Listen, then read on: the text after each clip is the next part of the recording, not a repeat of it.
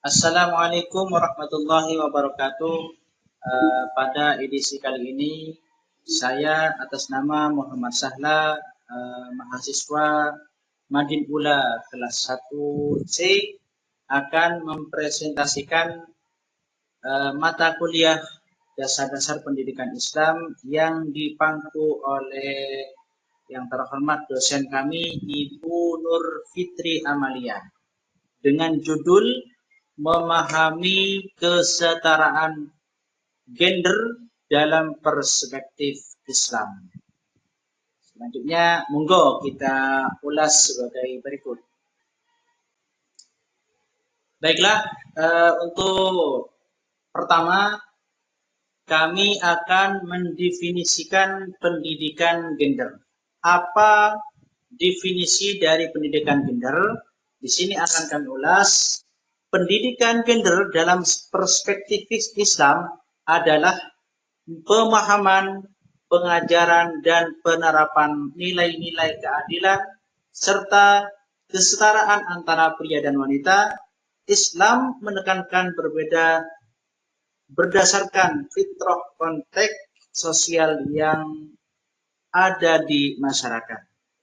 Tujuan pendidikan gender adalah untuk menjelaskan prinsip-prinsipnya, mendukung dalil dari Al-Quran dan hadis, serta penerapannya dalam kehidupan sehari-hari. Untuk yang barusan itu adalah definisi dari pendidikan gender. Nah, pada selanjutnya ini adalah tujuan dan tema kunci pendidikan gender. Pendidikan gender dalam perspektif Islam bertujuan untuk menciptakan pemahaman yang mendalam tentang kesetaraan antara pria dan wanita. Hal ini mencakup hak atas pendidikan, pembagian peran yang adil, serta penghapusan diskriminasi. Penting untuk menekankan bahwa Islam melihat kedudukan pria dan wanita setara di hadapan Allah, dengan peran yang berbeda berdasarkan fitrah dan konteks sosial. Dengan memahami prinsip-prinsip ini, masyarakat dapat mewujudkan keadilan dan keharmonisan dalam kehidupan sehari-hari. Untuk selanjutnya, kami akan menjelaskan prinsip-prinsip pendidikan gender dalam Islam, termasuk prinsip pendidikan gender dalam Islam itu adalah kesetaraan di hadapan Allah, yang hal ini disebutkan dalam surah Al-Hujurat ayat 13. Ini menegaskan bahwa semua manusia diciptakan dari satu jiwa, menunjukkan kesetaraan di hadapan Allah tanpa memandang jenis kelamin. Kemudian hak atas pendidikan.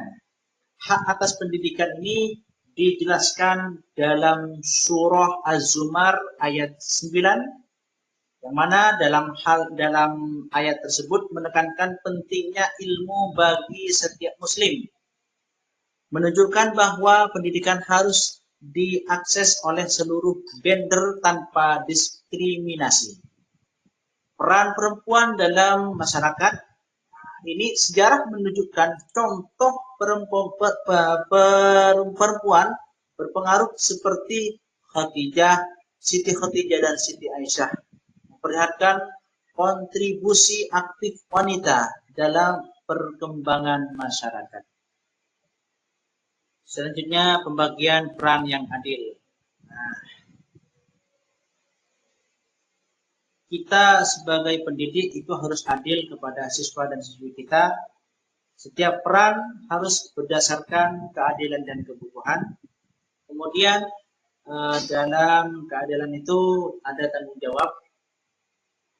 Peran berbeda tidak berarti diskriminasi, tetapi saling melengkapi. Selanjutnya, penghapusan diskriminasi gender. Kesetaraan gender, setiap wanita berhak mendapatkan perlakuan yang adil. Peran aktif wanita harus didorong untuk berpartisipasi seperti sepenuhnya. peran perempuan dalam masyarakat. Ternyata perempuan di sini punya peran yang sangat aktif dalam bermasyarakat. Nah, contohnya seperti Siti Khadijah dan Siti Aisyah, itu keduanya adalah perempuan yang sangat berperan. Adapun Siti Khadijah itu adalah perempuan pemimpin bisnis wanita pertama dalam sejarah Islam. Kemudian Siti Khadijah berperan cendekiawan dan guru terkemuka yang berpengaruh berbagai generasi. Selanjutnya, menghapus stereotip dan stigma pendidikan, stigma ekonomi, stigma sosial dan politik. Perempuan berhak mendapatkan pendidikan yang setara. Dalam stigma ekonomi itu, wanita dapat berkontribusi dalam sektor ekonomi. Kemudian stigma sosial, perempuan aktif dalam kegiatan sosial berdaya. Dan terakhir, stigma politik, pentingnya keterlibatan perempuan di politik. Nah, itulah dalam presentasi kali ini dari saya. Mungkin itu saja dari saya. Kurang lebihnya mohon maaf yang sebesar-besarnya. Akhirul, wassalamualaikum warahmatullahi wabarakatuh.